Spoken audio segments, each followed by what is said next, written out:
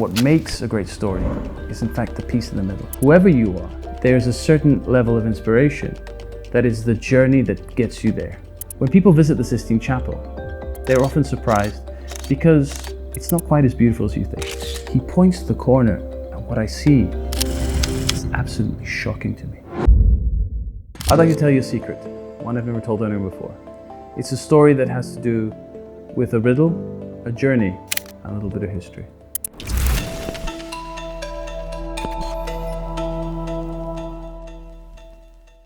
Hi, my name is Alexander Mariotti. I'm a Roman historian, a weaponologist, and as you're probably used to hearing me say, an all-round history nerd. When you work in my field, you're used to people asking you questions, but I'm going to surprise you because the most commonly asked question I get is, do I work in my field because of the movie Indiana Jones? Dr. Jones, you're a man of many talents.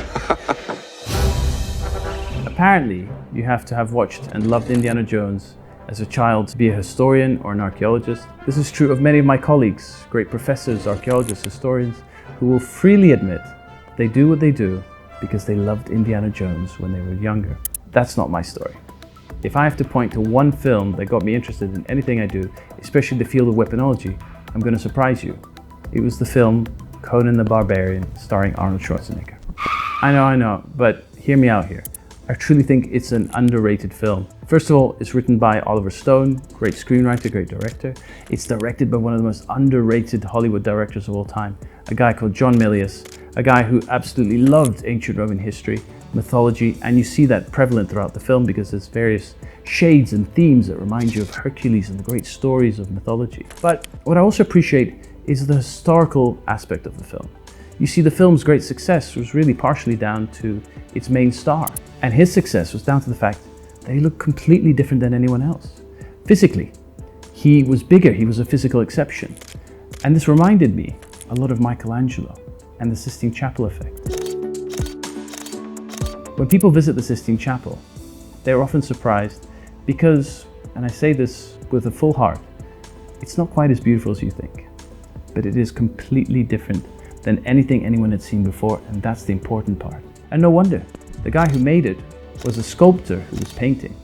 His inspiration was the great sculptures of antiquity, those wonderful, powerful bodies like those of Hercules or Zeus. And this inspired Michelangelo to paint them in the Sistine Chapel. Just think about the most iconic image of the Sistine Chapel. It's not a landscape, it's not a background. It's Adam flying through the air and God meeting him, and they're both powerfully built, like what we would call modern-day bodybuilders. What's fascinating is that inspiration for Michelangelo was the same inspiration for Arnold Schwarzenegger. I saw an interview once where he was telling how he was greatly inspired by the great statues of antiquity.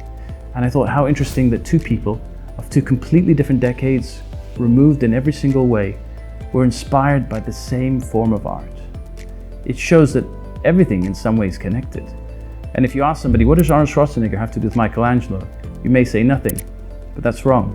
They were both inspired by the same form of art, except they decided to express it differently. Michelangelo famously sculpted and painted those statues, and Arnold Schwarzenegger decided to sculpt himself into a version of them. And that is part of the success of the film. But I absolutely love the historical and the mythological that's woven into the story. For example, there's a great scene in which the actor who plays Conan's father sits on top of a hill and talks to him about one of the central themes, the mythology surrounding the riddle of steel. The movie is about Conan searching for this riddle of steel. There's a journey involved in the film, and it starts with his father telling him that once giants ruled the earth, and in a battle they were defeated, and in their rage on the battlefield, they left the riddle of steel. The gods forgot the secret of steel and left it on the battlefield. And we who found it are just men. Not gods, not giants, just men. Nothing, he says, in this world can you trust, not man, not woman, not beast. And he points to the sword and he says, this you can trust. What can I tell you? I was absolutely hooked. I'm pretty sure my passion for weapons and my desire to study weaponology really started in that moment. And I felt like my entire life and career has been a search for that sword. Because in the movie, there's this marvelous scene where Conan falls down into a cave, and he actually falls into is a tomb filled with armor and skeletal remains. And it's there with this dusty little moment with this cobweb covered sword that he pulls out the most incredible weapon, the Atlantean sword. I was very lucky because my parents were greatly into history. And when I was younger, my father took me to the tombs of Sutri. And I felt like that tomb was real and that maybe one day I could find that sword. Either way, I of course didn't find it, but I did get close because my father had a dear friend called Alfio Tempera.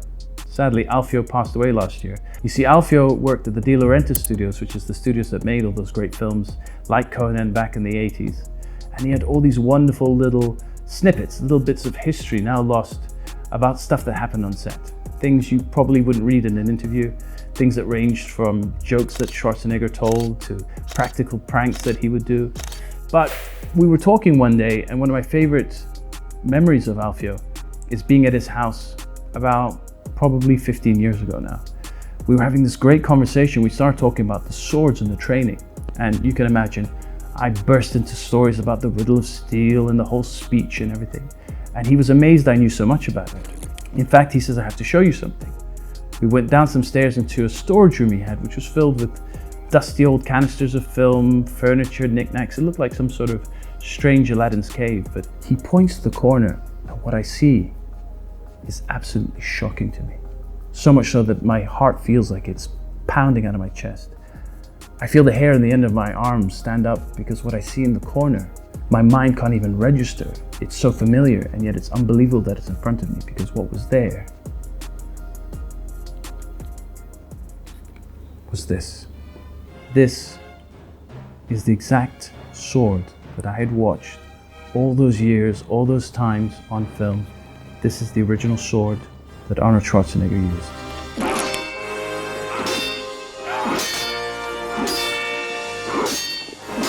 And as I gripped the hilt, something strange struck me. I thought to myself, this sword has been waiting for me since the 80s.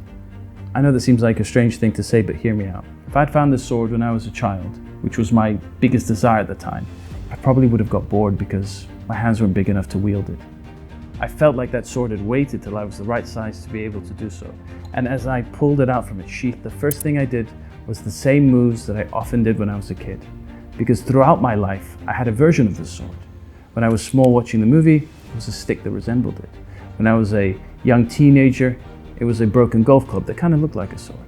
And every time I tried to replicate the moves from the movie, there was this one move I couldn't get.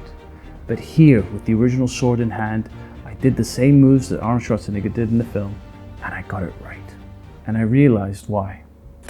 It's because I had worked out the riddle of steel. And the riddle of steel was that the sword is not steel, it's made out of fiberglass. As Alfio told me, because the seams were so complicated and so dangerous, most of the time Arnold Schwarzenegger didn't use a metal sword, he used this one instead. And I absolutely loved it. Because you see, what I realized was, the sword was never the important part of the story. It was the journey. The sword, seeing it in those films all those years ago, was the lightning rod that got me on the path to study what I did and have the passions I did. And finding it is the most wonderful thing because it enabled me to look back over this journey, realize where I'd started and where I'd gone. And it reminded me greatly of one of my favorite poems, and it's probably why I love it so much. It's by a Greek poet called Cavaphi, and it's called Ithaca. Ithaca is the land of the great Greek hero Odysseus, famed star of the Odyssey and of course the Iliad. But the poem has a wonderful way of explaining that Ithaca is not the point, it is the journey. What makes Odysseus isn't Ithaca, it is the Odyssey. Because without those 7 years of turbulent travel, of all the adventures he has on, who would Odysseus be? He'd maybe be a footnote in the Iliad, but it is the travel, the journey, that gives him the story. And that was a great reminder of the sword. It's great to have the sword, but it's just a way to look back and realize the journey. And what makes a great story is in fact the piece in the middle. And whether you are Michelangelo, whether you are Arnold Schwarzenegger, whoever you are, there's a certain level of inspiration that is the journey that gets you there. All the trials and tribulations that Michelangelo went through gave you the Sistine Chapel. All that Arnold Schwarzenegger did gave him his career. And perhaps we can use a little bit of this wisdom in our everyday life when we travel. Because when we travel, it never goes smoothly. there's a delay at the airport, something gets lost, perhaps we can take these things in our stride and realize that it is the journey that makes the story. In my case, it's nothing more than a fiberglass sword, one that I saw many years ago on screen, but that gave me a great journey that led to this story and enabled me to sit here today and tell you a secret I've never told anyone before.